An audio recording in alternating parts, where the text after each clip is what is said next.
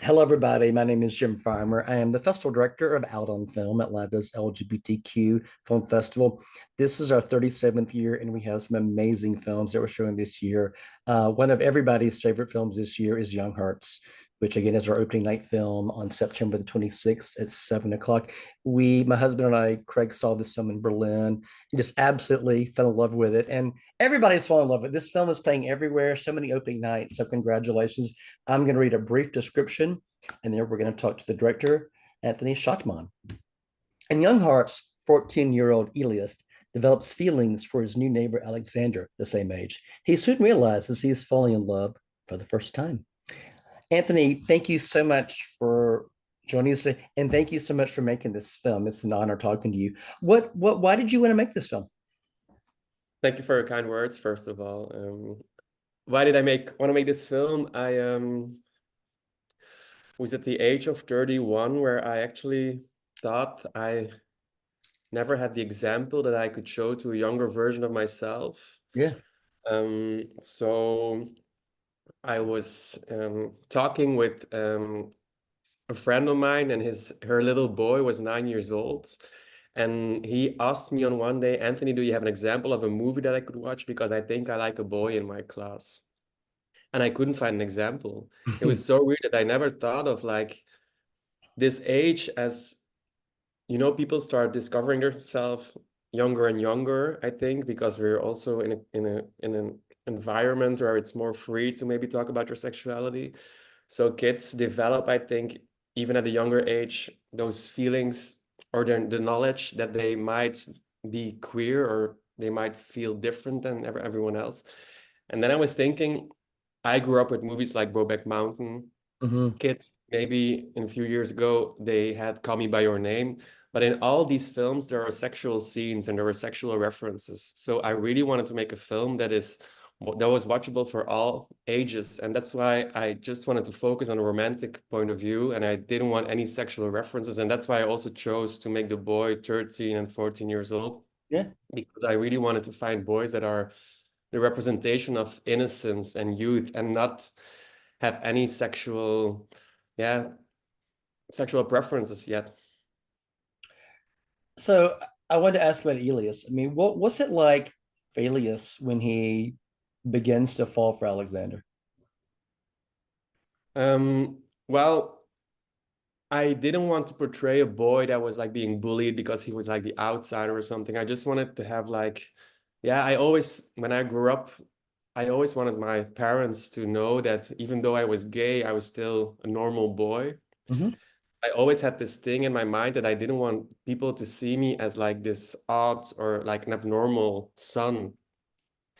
So that's why I really wanted to show Elias surrounded by a really good group of friends. I really wanted him to have a good, happy life, um, because he actually did never like saw any examples of like queer love in his village. So the moment he meets this representation of freedom, Alexander, who's from the big city in Brussels, where you just see more things than in a small village. And the moment he meets him, and Alexander is so free to tell him about his sexuality or that he just also might like boys, something changes because Elias knows that he's the same. And he just, for the first time, he can think of this while meeting Alexander.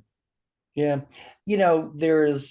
Although these two characters are young, they're quite different. Can you sort of talk about the differences between the two characters? Yeah, actually, Elias is based on a younger version of myself. Okay.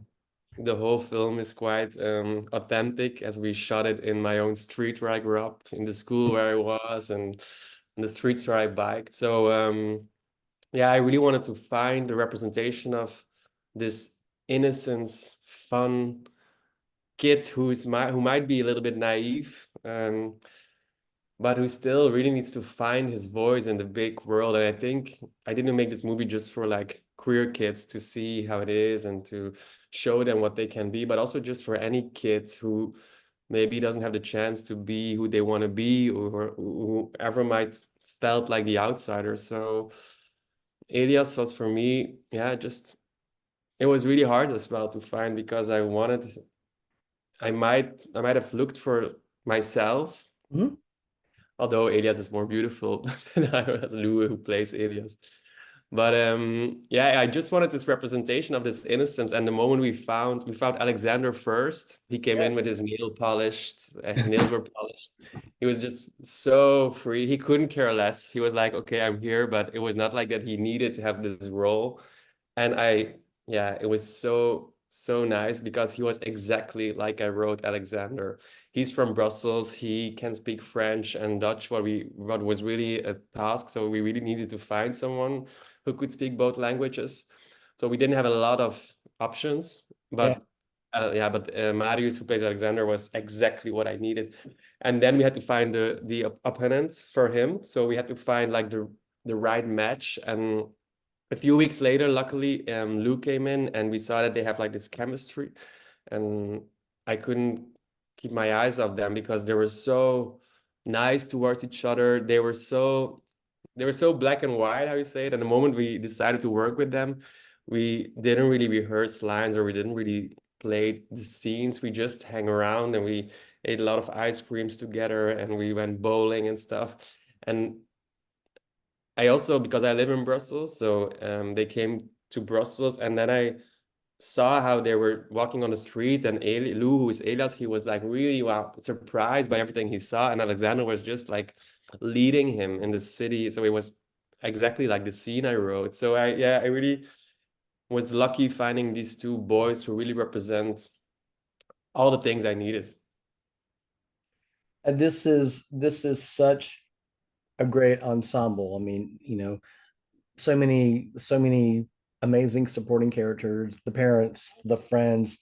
Something I really took to, as I think a lot of people, the character of the grandfather. Can you sort of talk about the character of the grandfather and what he represents to Elias?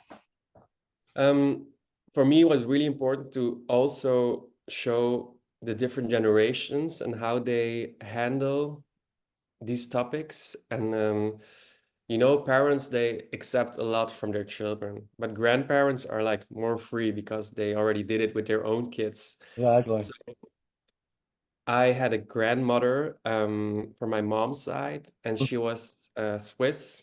She was very free and although she was really Catholic, she was my best friend, and she was like a second mother, and she passed away when I was 12. So right before that, I started to have these feelings. And I always thought if she would have lived, my life would have been different. And then my grandmother on the other side, she's 97, she still lives. Um, and she lost my grandfather like 10 years ago. And every time I'm with her, she tells me how hard it is to lose the love of your life. And if you have been so long together, you cannot imagine how it is to lose someone. And I really saw what love meant by her pain.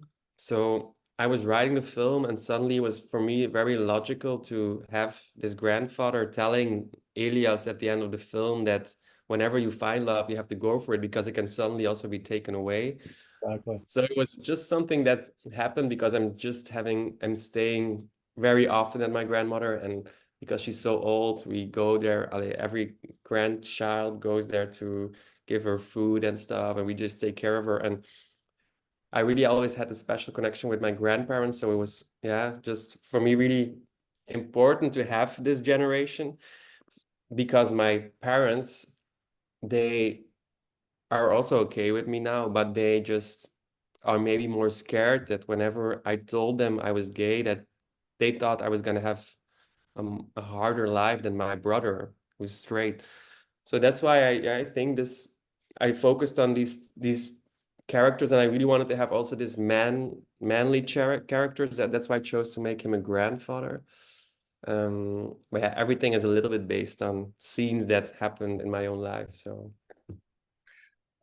Something we talk about a lot with Out on Film, especially with our filmmakers, is queer representation. Because when I was growing up, there really wasn't much queer representation. I grew up in an era where the films I would watch would be like Cruising, where Hmm. gay men are getting or being hunted by a serial killer. And then we sort of moved into an era of AIDS where all the films that came out, you know, the gay characters had AIDS and they always died. You know, there weren't a whole lot of happy endings. And, you know, when I see this film, you know, my heart gets soft. And I kind of wish I'd had this film when I was growing up. But can you sort of talk about, you know, why this is such an important film right now, especially to get out to everybody that's young, just to reassure them that, you know, there's nothing wrong with love and that, you know, we can have happy endings and sometimes we deserve happy endings.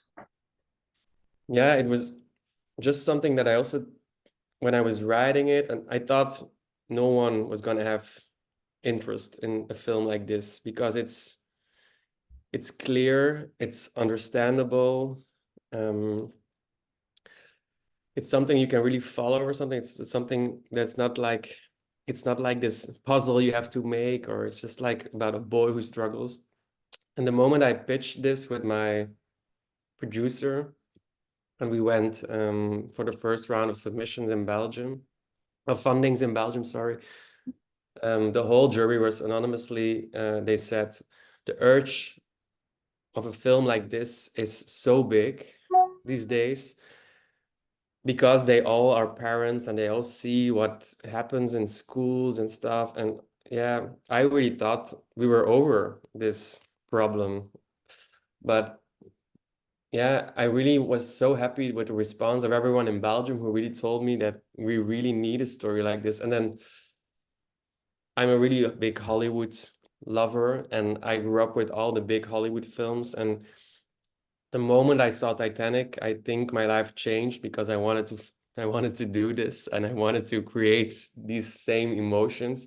Yeah, And the cool thing is that because we made this also for a young age, I really could go like as far as I could because I didn't have to keep myself in with like big emotional scenes and the strings and the music and stuff. And sometimes I was thinking, am I going too far with like the not with the cliches, but like of course it's full of cliches and it's full of scenes that we might have also seen, but I really think we didn't have this with the happy ending that's in Young Hearts. And for me, it was really important that we could really have this film so everyone can leave the theater with like a smile on their face and be able to dare to speak about themselves and to be queer in a way that like is just equal like straight love. That was my goal, and I really yeah just went for it all.